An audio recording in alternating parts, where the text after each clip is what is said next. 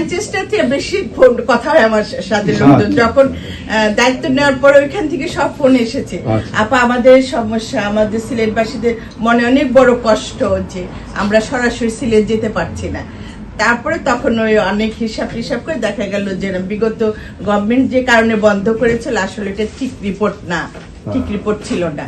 এই জন্য আমরা চালু করেছি, প্রায় অনেকদিন হয়ে গেছে, পারমিশন দিয়ে দিচ্ছি অনেক আগে, এবং অলরেডি আশা করি এখন আমাকে ইনভাইট করা হয়েছে, আপা আপনি ওই যে প্রথম ফ্লাইটে আপনি ম্যানচেস্টারে আসবেন। আচ্ছা ঠিক আছে, আমি এসপিএম যদি আমাকে পারমিশন দেয় অবশ্যই আমি ফার্স্ট ফ্লাইট যে ফ্লাইটটা যাবে ওখানে আমি যাবো, যাতে ওপেনিংটা আমি করে দিয়ে আসতে পারি, এটা ইচ্ছা আছে। আপনারা যে সমস্যার কথা বললেন প্রথম কার্গোর যেটা বললেন সেটা কিন্তু অলরেডি আলাপ আলোচনা হয়েছে, ইনশাল্লাহ অচিরে আপনাদের সমস্যার সমাধান হয়ে যাবে। আর প্রাইসটা দিতে তার থেকে কম প্রাইসে আপনারা এখন ওটা করতে পারবেন এটা। আর একটা যে সমস্যাগুলি বললেন ভাড়ার সমস্যা, এগুলি আমি সমস্যা শুনে গেলাম, আমি ঢাকায় যে আমার টিমটা আছে ম্যানেজমেন্টের সাথে বসে আপনাদের যাতে কষ্ট না হয়, আপনাদের কিছুটা হলে লাঘব করা যায়, আমি চেষ্টা করি। আমি আপনাদের কথা দিয়ে গেলাম। আর কি কি সমস্যা ওইটা নিয়ে কিন্তু অলরেডি আমাদের কথা হচ্ছে, আলাপ আলোচনা হচ্ছে। আমরা অলরেডি ক্যাবিনেটে ওইটা চলছে যে আমরা প্রপার ইন্টারন্যাশনাল, সবাই কিন্তু সিলেটই যাচ্ছেন সব থেকে বেশি লোক, এইটা নিয়ে আমাদের চিন্তা আছে। আমরা যেমন চিটাগাংটাও চাচ্ছি, প্লাস সাথে সাথে সিলেটটাও চাচ্ছি। আমি এবার আসার সময় সিলেট এয়ারপোর্টে নেমেছিলাম, দেখেছি কিছু কিছু জায়গায় সমস্যা আছে, তো ওইটা নিয়ে কাজ করব। আর যাতে ইন্টারন্যাশনাল এয়ারপোর্টটা প্রপার ওয়েতে হয় সেটা নিয়ে কাজ করব। আর কোনো ও হ্যাঁ, প্যাসেঞ্জার ওই সিলেট এয়ারপোর্টে যেটা দেখলাম যে লিফট, প্যাসেঞ্জার লিফটটা নাই, বিশেষ করে ডোমেস্টিকে যারা আসে তাদের খুব অসুবিধা। ওইটা আমরা বলে দিয়েছি যে যাতে প্যাসেঞ্জার লিফটটা লাগানোর ব্যবস্থা করা হয়। মোটামুটি চেষ্টা করছি যে যাতে আপনাদের কষ্টটা যেন কমাতে পারি, এই চেষ্টাটা করছে। কারণ আপনারা যে কষ্ট করছেন এই দেশের জন্য, আপনারা যা করেছেন অনেক অনেক, এটা আমি মানে মুখ দিয়ে বললেও এটা কিন্তু শোধ করা যাবে না। আপনারা দেশকে যেভাবে ভালোবাসেন, আপনাদের টানটো দাম দেখে আরো বেশি। আমি কিছুদিন আগে হজ করার জন্য গিয়েছিলাম, উমরা করার জন্য সৌদি আরবে, ওইখানেও দেখি এত ভালোবাসে দেশের জন্য, মানুষের যে কি ভালোবাসা। আর এখানেও দেখি যে আপনাদের যে ভালোবাসা, সেই ভালোবাসার যদি আমি মূল্য না দিতে পারি তাহলে তো আমি মনে করি এটা আমারই ব্যর্থতা। আমি নিতে চাই না। কাজ করছি,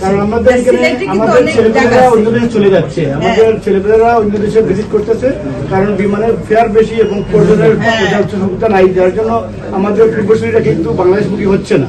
এটার জন্য আমাদের খুবই দরকার, আমাদের ছেলেমেয়েদেরকে আমাদের বাংলাদেশ করতে হলে পর্যটন আমরা কাজ করছি। এখানে অনেক সমস্যা আছে। আমি যখন এই মন্ত্রণালয়ে ঢুকলাম, মন্ত্রণালয়ে ঢুকার পরে দেখা যাচ্ছে কোথাও কোনো কাজ হয় নাই। এমনকি 1.5 বছর যে আমাদের ইন্টারিম গভর্নমেন্ট ছিলেন তারাও কিন্তু কোনো কাজ করে নাই, যেটা থার্ড টার্মিনালের ব্যাপারে আপনারা দেখেছেন যে এতটা বছর ধরে কিন্তু সেটা পড়েছিল। আমরা আমাদের চেষ্টায়, আমরা বর্তমান সরকারের সহযোগিতায় আমরা এখানে একটা অবস্থায় চলে এসেছি। ইনশাল্লাহ এই বছরের মধ্যে আমরা চেষ্টা করব থার্ড টার্মিনালটা চালু করার জন্য। এই থার্ড টার্মিনাল যদি চালু হয়ে যায়, আপনাদের যে কষ্টগুলো আছে প্রবাসী, বিশেষ করে প্রবাসী ভাই বোনদের যে কষ্টটা, সেটা অনেকটা লাঘব হয়ে আসবে। কারণ ওই এয়ারপোর্টটা আসলে খুব মানে সুন্দর মতন করেছে এবং আন্তর্জাতিক মানের একটা এয়ারপোর্ট হবে। মানে যখন চালু হবে তখন আপনারা বুঝতে পারবেন যে এটা একটা আমাদের জন্য একটা অ্যাসেট হয়ে আছে। কিন্তু অনেক বছর চালু না হওয়ার জন্য যেহেতু অনেক ইনস্ট্রুমেন্ট, অনেক কিছু আছে যেগুলি কিছুটা হলেও ক্ষতিগ্রস্ত হয়েছে, যেটা এখন আমরা সেটা ঠিক করার চেষ্টা করছি।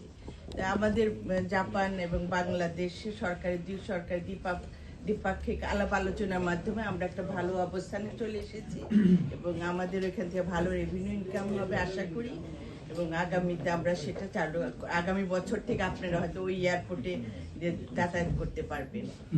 একটা জায়গায় এত সমস্যা যে আপনারা যে সমস্যাগুলি বললেন, এই সমস্যাগুলি কিন্তু অনেক আগে থেকেই চলছে। আমরা এসেছি মাত্র 3 মাসের মতন। আমরা চেষ্টা করছি যে সমস্যাগুলি সমাধান করার জন্য, তা আমাদের একটু সময় দিতে হবে। আমরা অবশ্যই করবো, আমাদের দায়িত্বই কিন্তু আপনাদের সমস্যা সমাধান করার জন্য।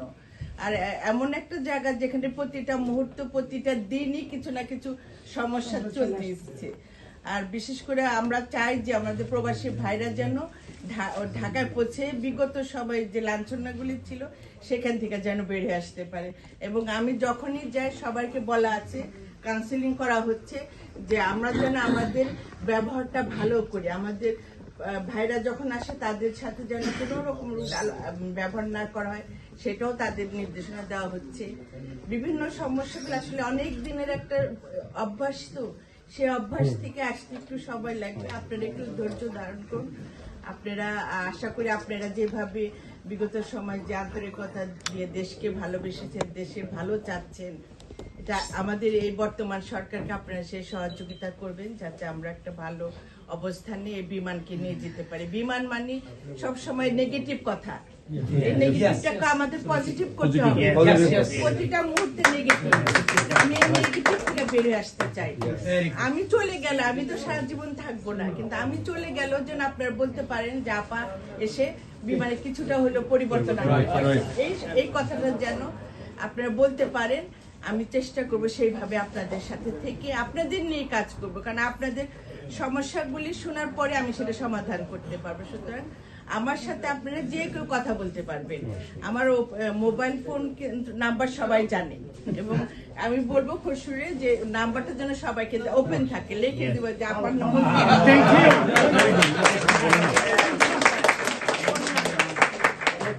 সবাই যে কোনো ব্যাপার কথা বলতে পারবে।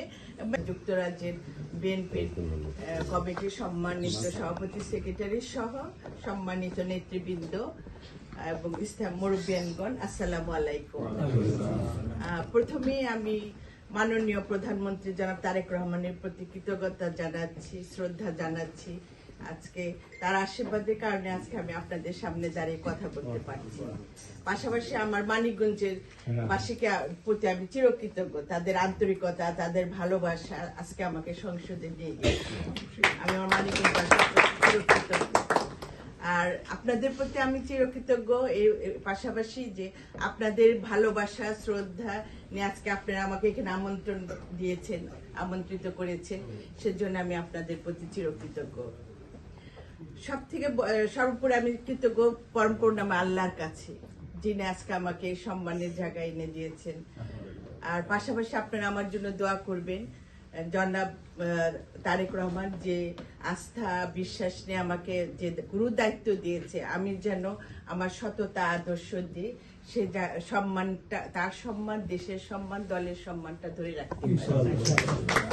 সম্মানিত উপস্থিতি, আপনাদের কাছে এসে আমার খুব ভালো লাগছে। যদিও সবাই আসতে পারেন, আমি জানি আমাকে অনেকে ফোন দিয়েছে যে আপা একটু দেখা করতে চাই। তা আমি বলছি যে এবার তো সময় কম, পরবর্তী সময় আমি যখন আসবো তখন বড় করে সবার সাথে দেখা করবো। যারা আমার মানিকগঞ্জের কয়েকজন এখানে আছেন, আপনারা বাকি যারা আছে তাদের কাছে আমার পক্ষে ক্ষমা চাবেন, কারণ স্বাভাবিকভাবে মানিকগঞ্জের অনেকে এখানে আসতে পারেনি, তাদের মনে একটা কষ্ট আছে। আর ইনশাল্লাহ আগামীতে আমরা সেই প্রোগ্রামটা বড় করে করার চেষ্টা করব, সবার সাথে দেখা করার চেষ্টা করব।